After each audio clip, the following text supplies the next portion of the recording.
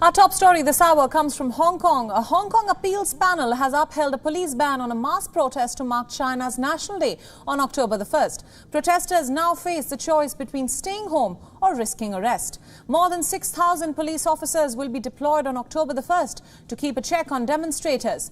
Authorities have said that anyone advertising, publicizing or taking part in a public procession may risk arrest for violating the law.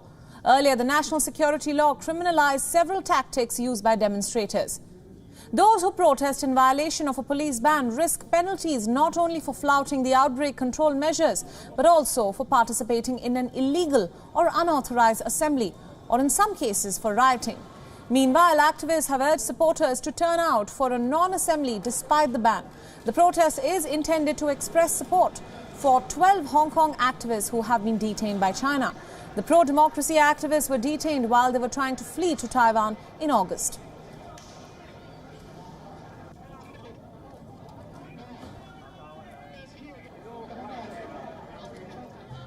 Now, for more details on this news development, Richard Kimber is joining us live from Hong Kong for more. A very warm welcome to you, Richard. Now, Hong Kong authorities have denied an approval for protests on China's National Day, even said that anyone advertising, publicizing or taking part in a public procession may in fact risk arrest for violating the law. So tell us a little bit more about this, and how have the people of Hong Kong reacted to this ban? Well, this is not the first time that the main organiser of mass marches and protests in Hong Kong, an organisation called the CHRF, the Civil Human Rights Front, has been denied an application for a permit to organise such a march this year. Basically, since January of this year, almost every single time that the CHRF has tried to put in an application to organise a march of this kind, it's been rejected by the police. So this is nothing new. But what's particularly frustrating for this organisation right now, they say, is that the level of coronavirus here has really dropped to something very, very low. It's now almost no cases every day here, and so they say this is really hypocrisy on the part of the government and the police for continuing to ban organised protest marches when so much of the rest of the city is being opened up, including schools, bars and restaurants and so on, and the government is encouraging the economy to get back to normal. The police, for their side, they say that there's simply no option for them to continue to ban these marches because despite the fact that the city is opening up, there are still social gathering restrictions and those still have to be upheld, and for as long as those continue, no such protest event of this scale and this nature can be permitted. Now, this is all, of course, under the ambit of the sweeping national security law imposed by China. So will we see people protesting against this very diktat on October the 1st?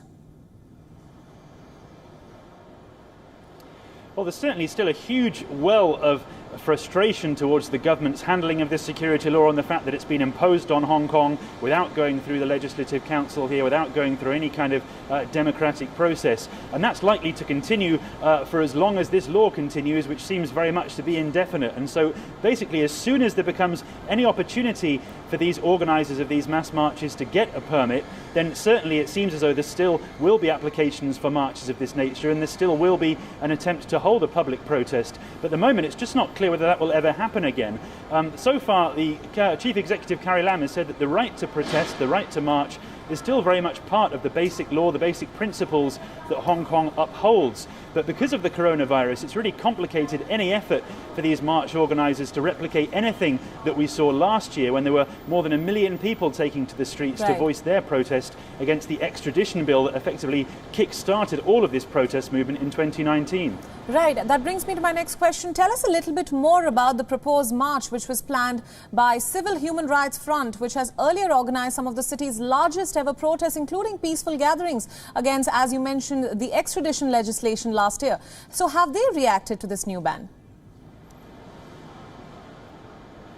Well, they've described this ban as ridiculous. They've said it's absurd that the government should be pushing the economy to get back to normal, pushing people to get back to work. The trains are now full, the buses are full and so on, but they're still not permitting people to march in groups. But they say that really they're going to continue to fight. They will continue to make applications for authorised permits to hold marches because in their view they think this is the most effective way to show the level of frustration in Hong Kong, and they're encouraging the public to still voice their opposition even if they can't hold an organised organised march. They've encouraged members of the public to wear black on Thursday to show their frustration with this situation. They've also encouraged people, perhaps more riskily, to wear protest slogans on their t-shirts as badges or as banners, which under the current police warning may involve the potential for those people to be arrested. So a lot more nervousness about this now than perhaps there was a few months ago when, despite protest events being banned, people still came out in relatively large numbers with some level of confidence. This time it's really unclear whether people will have that confidence